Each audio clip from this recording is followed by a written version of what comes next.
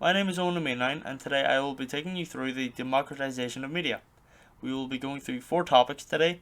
The introduction will give you a brief on what the topic is and some key points that I'll be focusing on later on.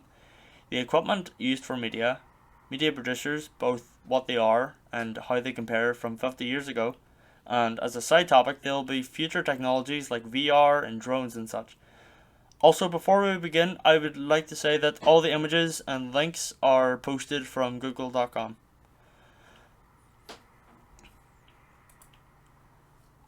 Our topic of discussion will be the democratization of media and how it has changed throughout the years.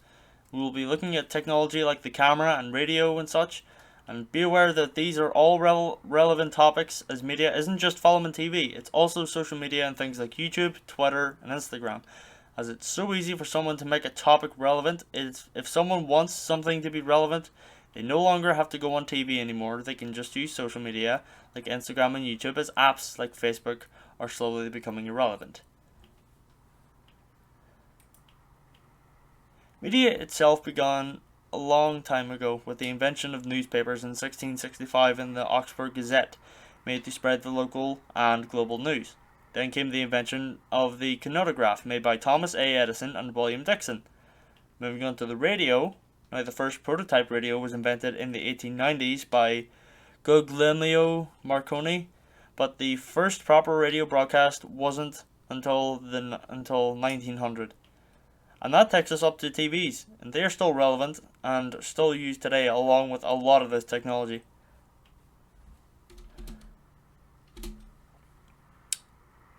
Equipment. The equipment that we use today that goes into making TV, film, or just social media has something to do with the tech that we will be discussing today. How it has started, how it got it to where we are today, as each piece has a stake on getting us to where we are. Print has evolved over the years from just being a piece of paper in 1665 to a full paper in 2021. Most people would agree that the newspaper business is in decline at the minute, not dying, just in a recession, thanks to the development of the new tech. 15 years ago, they would have been doing fine. Now, not so much. A lot of the news stories that you read in the papers are featured online, all over the web.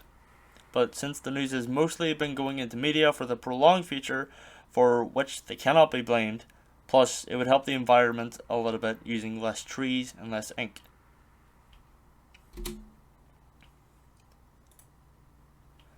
Radios in a way were the early versions of TVs, just without the screens. They started out in 1890, but no proper broadcast was set until 1900, as I mentioned before, and giving use in both world wars to let soldiers know the latest.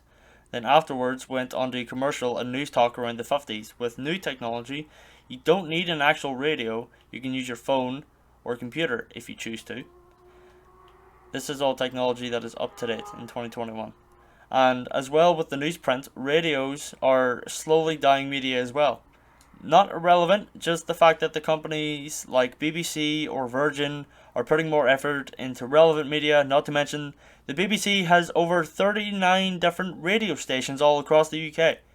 And the only thing that has really changed with radio is the sound quality.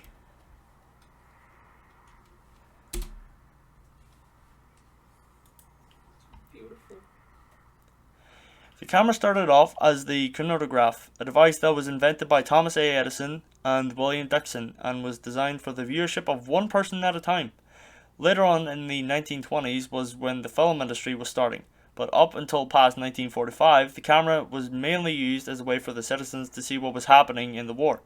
Then the golden age of the 50s and 70s came along, which took the camera of the black and white and gave it colour. This was also around the time when big studios like Warner Bros. And Paramount, which brings us up to date. Cameras are even more relevant than ever. They have evolved so much that we can track someone's movements and make it into animation. And the quality and sound of the video on them sounds and looks phenomenal. And if we wanted, we could create entire movies with our iPhones if we so choose.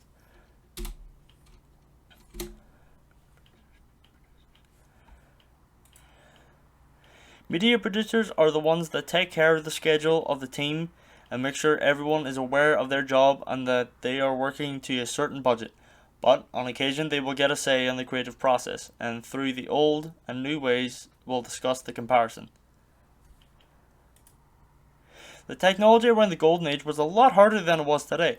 The teams that a producer would have worked with would have been a lot slower due to, well, no internet. They had to do everything by hand, and if they did a scene back then, they would have to do it over and over again until it was absolutely perfect, because there was no proper editing back then.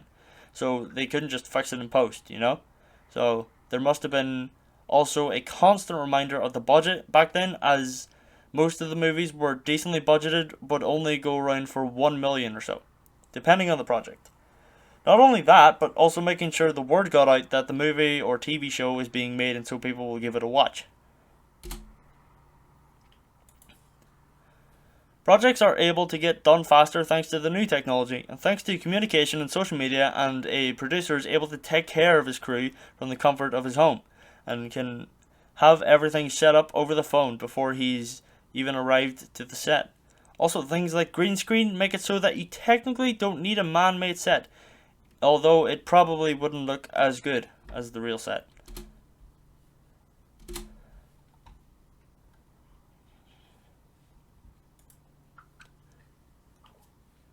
For the sake of the showcase, this subject isn't entirely needed, but it sets a good expectation of where media might or might not be headed. Over the past 10 to 20 years, our technology has taken a major rise in quality, and now we have a remote control rover able to withstand the vacuum of space. We have our own virtual reality, which has its own section in the gaming community, and drones are a new beginning for scenery shots. The space rover was especially designed to survive what a human could not, and was made especially to see if there are life on other planets, or if a human could survive to Mars. The first rover was made back in 1997 and was named the Sojourner. It was the first ever rover to be on Mars, and over the next 20 years NASA would send 8 more rovers into space, but only 5 returned. And the most recent rover that was sent there, the Perseverance, was sent at 5 to 9 on the 18th of February 2021.